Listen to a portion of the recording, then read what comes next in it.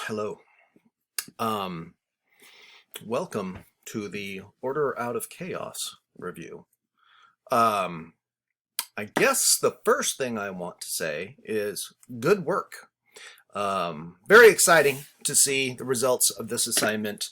Totally feel like you are on the right track.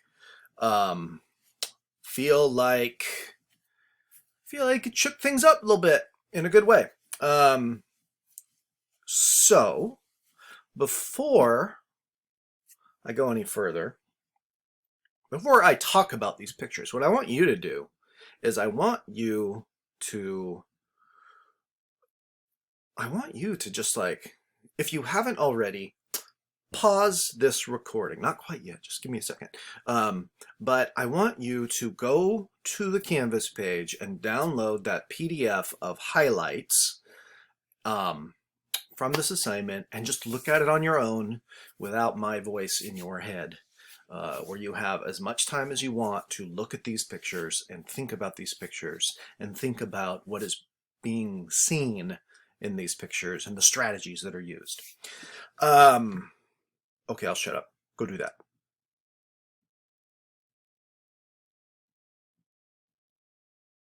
Okay, so maybe you did. Hopefully you did. So this folder, like all assignments, basically I kind of go through in multiple passes, and first I just try to look at the metadata and the take inventory, the organizational part of things, make sure that's all right. Trying to think, I don't think we had any significant class-wide struggles in there. I don't think. And then I just go through and I look at pictures, right? And so again, like what I think the better pictures are for this assignment are the ones where I can really sort of see the strategies that are being asked of you, right? I emphasize the for this assignment because you might have pictures that you like more than what I've chosen, or even what you chose, right? Like oftentimes students are trying to guess what they think I'm gonna like. It's a hard game to play, right? But again, what I am looking for at this point is to push you toward strategy rather than subject matter, because if you follow that trajectory of the sort of lectures and the class so far, we start with the 5 fingers because we all start from the snapshot, and I am trying to move you past that way of thinking of photography. So you are moving past the idea of having one central singular subject, especially when that one central singular subject is what I would call a sort of loaded subject matter. Now, what I mean by that is something like super traditional and pretty, right? Now, that said, many of you rolled the dice, maybe in theory, and then there you were at a waterfall. Apparently that's where the dice take you. I don't know if that is authentic, or if that is simply because you go to comfort, right? Like you go to what is traditionally considered scenic, beautiful, etc. That said, this assignment, even in those situations, I think forced you to think about the way that you photograph in those environments. I've got a quick slideshow happening here, right? Like every photo is going through every 2 seconds for the most part. I mean, like everything in here, boom, looking good. Good examples of the different strategies. I don't think here, I'm just going to start at the beginning. I'm not going to talk through every single one of these pictures, but let's talk through some of them. Thought it was funny how many of you end up you know, going to the ground, and lots of pictures of the sort of errant leaves. Obviously, it makes sense this time of year. I thought this was really nice in the way that it has this strong central division. Now, that said, doesn't have to be right there smack dab in the center, but Mish did a good thing that I noticed in the contact sheets, and it's something that I want to compliment when I see it, because I want all of you to do this. Mish, and this photo was an example of where I could see 8 different versions of this picture. I don't know if it was 8, but really different versions of the picture that changed. Okay, it's not the same thing to sit there and photograph the same exact thing 6 times from the same exact location. You know, like, unless you're actually literally trying to change things, all you're doing is padding it, right? But there were multiple versions of this with different amounts of this little lip of concrete in it, different placement of the leaf, etc. And so I want to emphasize that even though I tell all of you all the time to quit putting one singular centered subject in the frame, you know, I'm not saying it's not effective at times too. Okay, like, I'm not saying don't ever do it. Again, what I'm pushing against is just the default tendency to do that all the time. And so go back, look at your own contact sheets, because your contact sheets show you the sort of natural tendencies in your shooting. Boom. Boom. Look at how nice this is, where we have this little secret back here, this little hidden gem in the background. So a nice example of this sort of foreground-background relationship and seeing through that tunnel of sorts that is created. I think this works well. Again, centrally located, and I don't know that it needs to be so centrally located, right? Like, you could, there's enough play within what you could do there where you could you could take that leaf and use, let's just do this, use kind of a, I don't know, if we go to the rule of thirds, for example, in terms of framing. Now, part of this is you could, it's easy to rethink things afterwards, but let's see. Clear. I'm going to keep the same ratio to the frame, so I press and hold shift while I slide that forward. I want to keep this crack down here. I think those cracks do a good job of giving us a little variation. But look at that. Here, wait. If I just come out a little bit more, we've got the crack, we've got the leaf, we've got the crack. Boom. But all of a sudden it throws the whole thing off center and sort of engages the whole rectangle more rather than just having that one thing. Now, that said, obviously this one thing is so dominant that it's still one thing, but at least we're just sort of playing with the framing of it a little bit to shake things up. Boom, boom, boom. Nice example of making something out of nothing. Unless maybe someone knocked you on your butt, David. I don't know. I don't know what it is, but I think that it is an interesting picture, creating this foreground-background relationship. Nice example of using motion to create a more interesting photograph. And also, not just motion, but look at the way that this ball is against the brighter area down here in the floor. And we have the little visual echo right here, right? So those are ways of popping that out a little bit more and creating more attention for it. By the way, Mish, the reason your photos, I can't remember if I mentioned this in the grading, the reason your photos are appearing smaller is because I don't think either you resized your master files or I don't think you have your camera set to its highest quality setting. I say that because that is something that applies to some other of you as well, right? So know that if that's the case. Here's an example of a photo where there's I get so excited. I need to calm down a little bit. Take this slowly.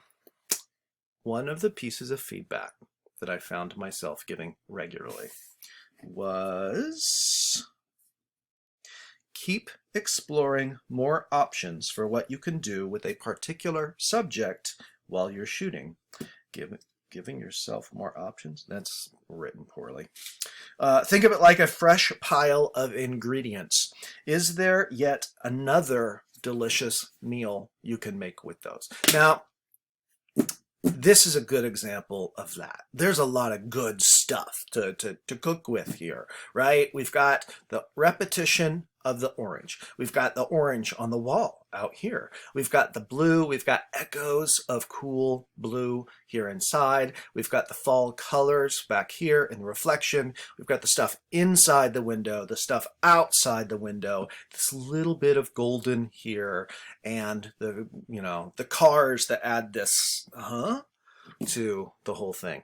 I think this photo works pretty well, as is. But it's still, because of this one pumpkin right here, it's still, boom, sort of smacks us into the center. Keep letting yourselves experiment. And keep letting yourselves try, I don't know, another thing that I found myself telling people is let yourselves sort of turn the volume up and turn the volume down. And what I mean by that is let yourselves get really aggressive with the framing in your pictures to where you are sort of creating relationships that are really strong and bold. I don't know what just happened there. Boom, boom. So shift, boom. I don't know. So there, for example, I think is something that really gets across this idea of confusion, delayed recognition, where we have the combination of all those things. I'd come in a little bit tighter. I don't like that little sliver on the edge or here. In fact, let's just do it right. So now when I say turn the volume up, I mean go ahead and let yourselves get as aggressive as possible with the framing. But when I say turn the volume down, also ask yourself how subtle can you be with whatever it is you're trying to get across to the viewer. The thing is that there's not a right answer. At this point, there's not a right answer. But what I'm encouraging you to do is give yourself lots of different options and keep exhausting the resources in that moment as you are trying to figure out what is the picture? What do I cook out of these ingredients? This picture, for example, Nicholas, I want to commend you because I know that any other person in the physical world at the point when you made that picture had to have been looking over there and thinking dude on drugs? What's up with that guy? What's up with that guy over there? Look at the way that he's looking at the poles. Should we call someone? It does take some real courage to stand in the world and make photographs and not care about what anyone else might think. But I think this is a really lovely photograph that gets across both the repetition and variation, the sort of screen that we are looking through. I love how the fall colors in this picture are this, hint in the back, not a hint, it's more than a hint, but are the sort of background and out of focus, and our foreground is these jail bars. Maybe you're in an outside cell. I don't know what your life is. Really lovely foreground, background play going on here. Love the shallow depth of field and the abstraction. Color-wise, now, I didn't get into color with any of you simply because it's too hard when we are all working at home in different environments. But in certain cases, I tell you, if your color veers too far in one direction. One thing I would say to all of you is, as you are making your adjustments, swing the adjustments wider so you can see what the possibilities are, and then bring it back to normal, right? Now, when I say normal, I'm not saying where it started. I'm just saying where it looks real. This photo here looks very blue. Okay, so the way to deal with that is to bring the color balance more toward yellow. So you're bringing the blue down more toward yellow. Could look blue for two different reasons. One could be related to the windows in the car. Two could be that the white balance is set incorrectly. And so if you have strong blue casts in your pictures, check the white balance and make sure that you didn't adjust it previously when you were shooting indoors and forget to change it back. Lovely, lovely, lovely. You know, like no one in your life, Rainen, is going to be like, man, I love that picture that you made of, you know, I see what you're doing. Good stuff. Keep doing it. This is an example. One comment I give a lot of people is to watch that tendency to use the wide angle lens, right? Because the wide angle lens, this is an example of a photo that, whoa, is like super extreme in its use of the wide angle lens and the distortion that comes with a wide angle lens. So when you use a wide angle lens and you get really close to things, oh my God, the things in the foreground are enormous and the distortion of space is overwhelming. But this is an example of where it's clearly done with intention. It is very effective. I get it. That's cool. You are welcome to use it and welcome to explore that. When I tell you to watch it, though, it just means like, don't let that be your only move, you know? And recognize when you're doing that, you're taking attention away from the subjects, right? Like you're taking attention away from the stuff in the world and you're putting the attention on how extreme you can make the photo appear. I think in last week's module, I think I put a little thing in there about over singing and the drummer and whatnot to sort of emphasize that drawing attention to the way a photograph is made rather than the world itself. Here's a nice example of just how effective scale can be. You know, those two horses really are important. Seriously, think about how that photograph wouldn't be nearly as interesting if we didn't have just those two horses in there as these little markers of scale. I understand that there are houses and trees in there too, sure, yeah, but the horses make it really come together. Another thing that's kind of interesting here is that this is a photo that is framed intentionally. The verticals are vertical. All those trees are going upright. They're not cockeyed. But it has a sort of unsettling quality because of that cockeyed horizon line here. You know, there's a sloping hill. I love what is happening here and what is being seen in this relationship between these weird moldy leaves and this and this, and the fact that there's even the little bits of grass here at the bottom poking up.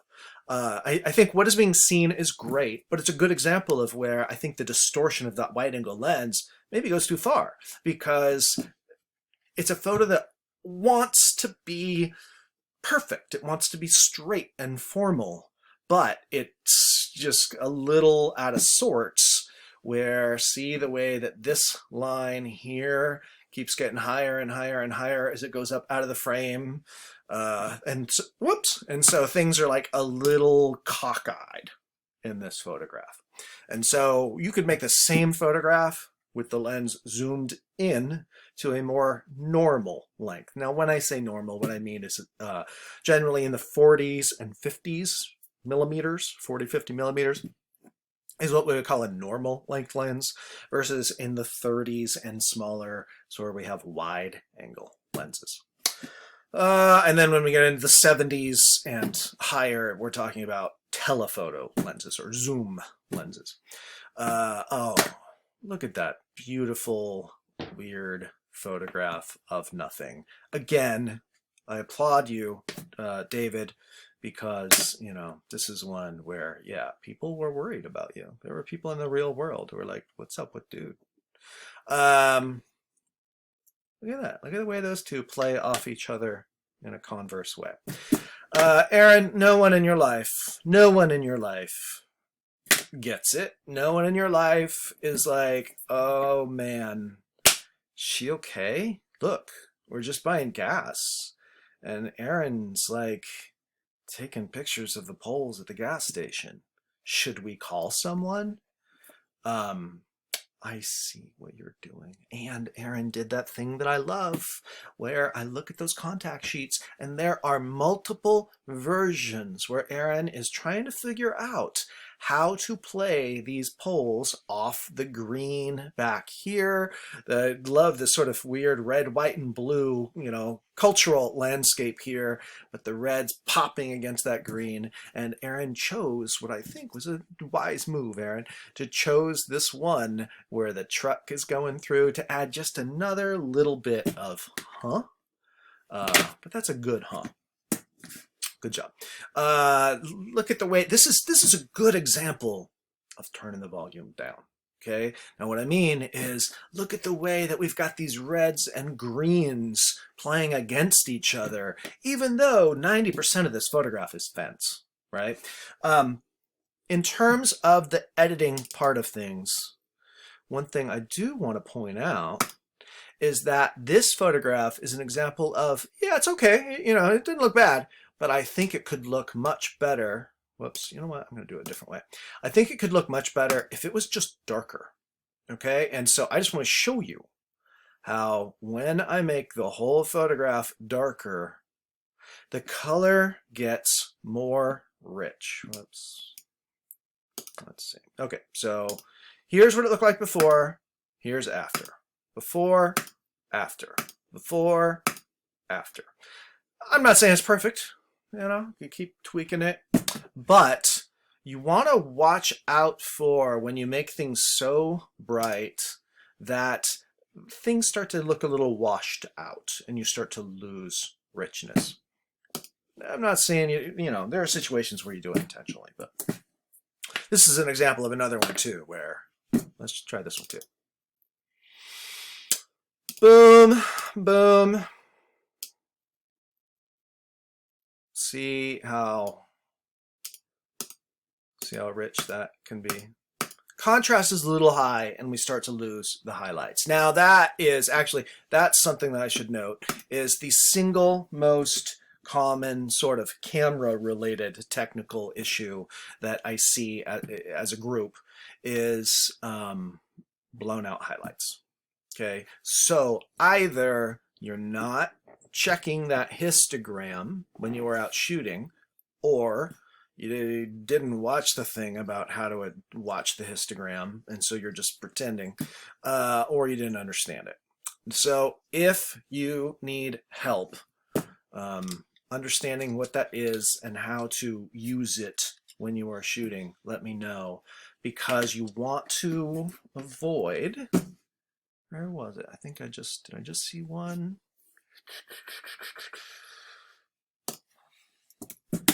Here's an example. If you look at this one on your, well, maybe it's not that one. Maybe it is. Actually, I closed the PDF. I didn't want to run to the machine too much.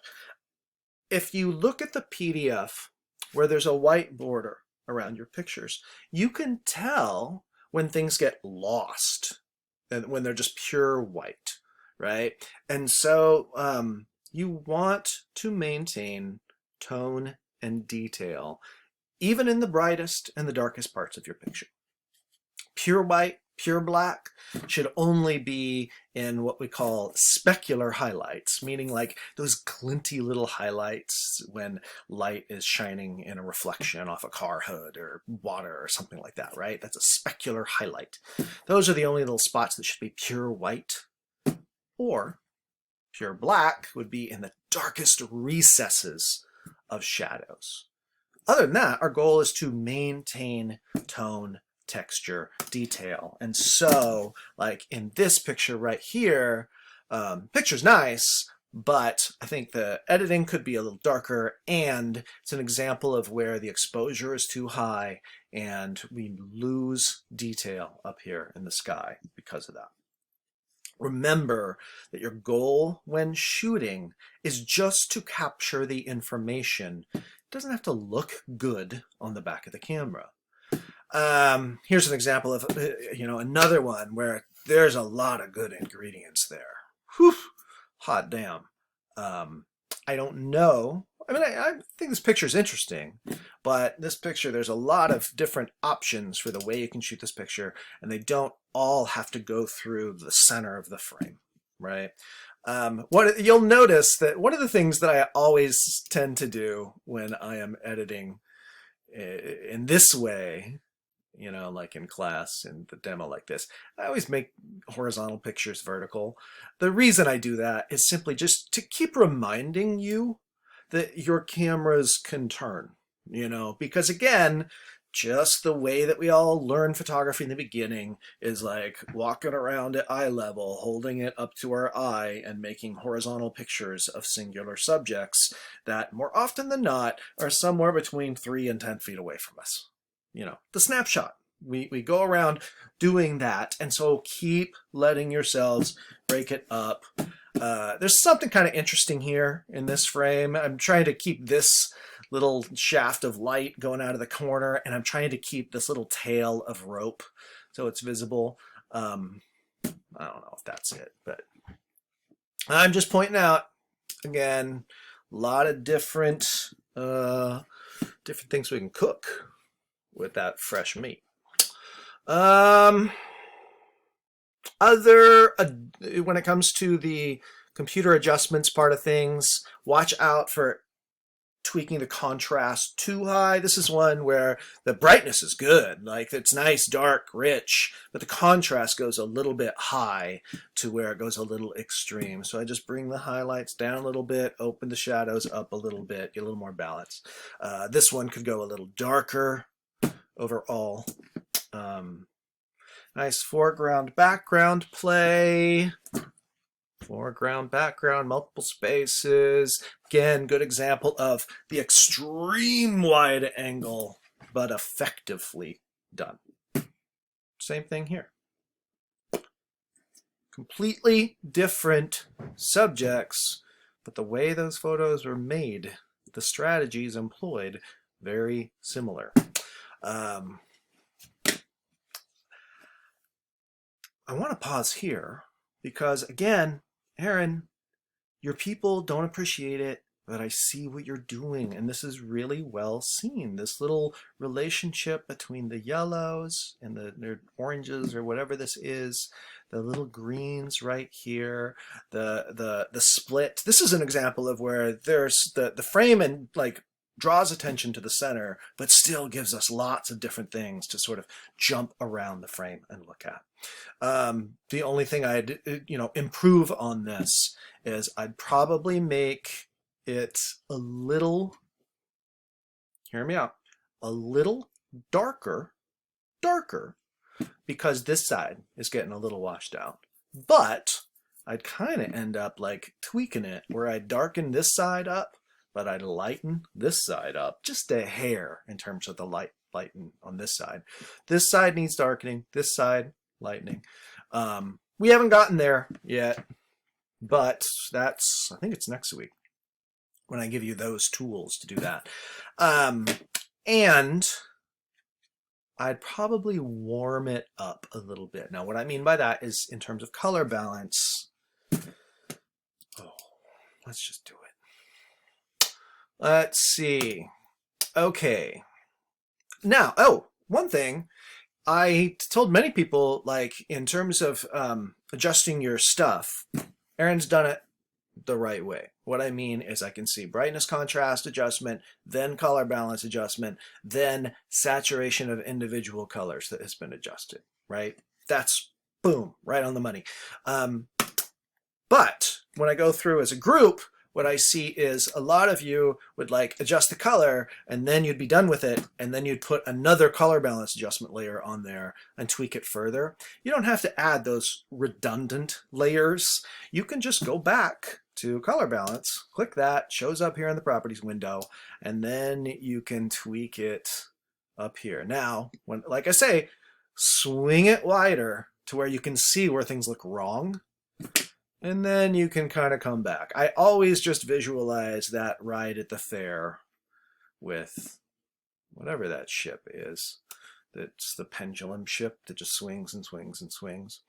So swing it wide to where you know you've gone too far. You've gone too far.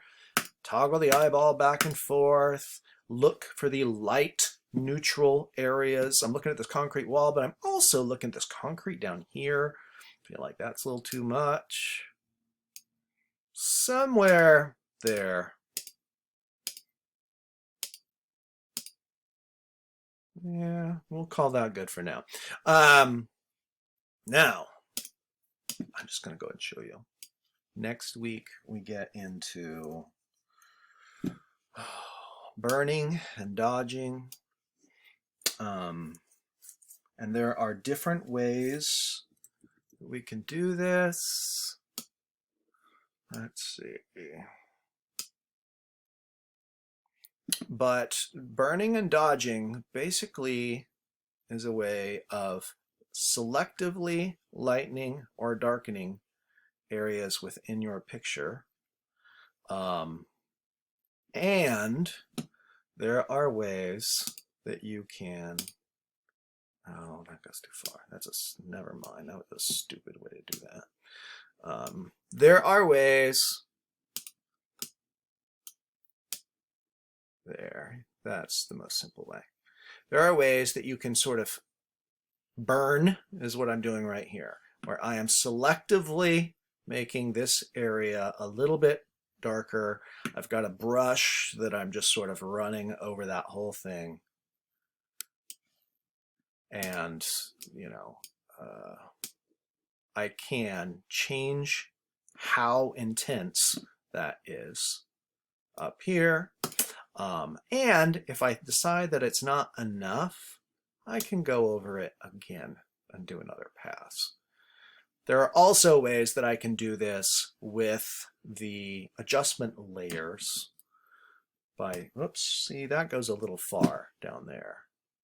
So I would just bring this down a little bit to sort of balance out the bottom.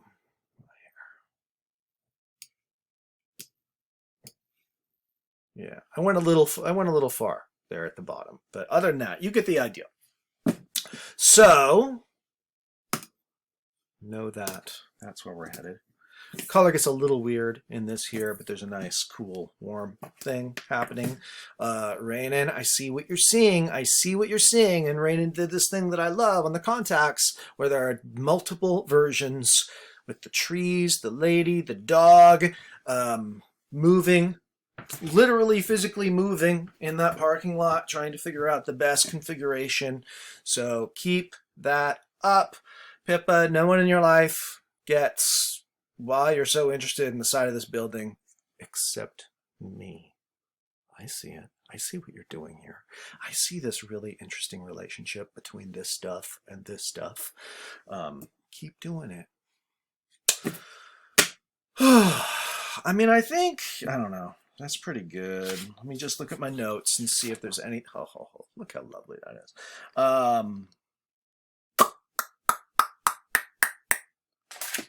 Woo!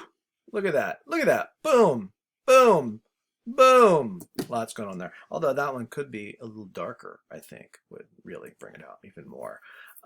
David, no one in your life appreciates the red reflectors and the mailbox and the building and the cones, etc. I get it. I appreciate it. I appreciate you. I see what you're seeing. Keep it up. This is one though where I feel like maybe the saturation of those hot colors has been pumped up, but maybe doesn't need to be because they already do what you are making it do more of, right? You just like turned the volume up a bit. Yep. Okay, good. I can see that. Same thing with that one though. I feel like maybe it's turned up a little loud to the, you know, this is a monster truck of a photograph. I know it's got flowers on it, but it's a monster truck. It's pretty extreme. This is a good example of what is happening here between the foreground and the background. Great, but also keep asking yourself, what What more can you make with those ingredients? Because there's so many possibilities between the reds and the greens here. But right now, the rectangle, the whole rectangle, reads as center, right? It's fairly abstract, but still takes us to the center. And so keep exploring what you can do. Whoops, wrong one. Boom. I don't know. What's the hot zone? I feel like the glowing here against the reds, like it is this central area that is the most interesting, but I think it could be even more sort of abstract. And again, I'm just going vertical to remind you all that you can do that, right? Boom. There we go. I don't know. Something like that. And again, not saying that's the right answer, just saying explore the possibilities. All right, well, my goal was to, do this review session and keep it to something like 20 minutes, and I've gone to 35, 36. So I'm going to shut up now. Good work overall. The one other thing I'd say is don't let this assignment be an outlier. Let this assignment guide the way you shoot forever, for the rest of your lives. I've just changed your life, I hope. So go out there, go giddy up, go get on that prompt reply #1 time capsule assignment. Bye.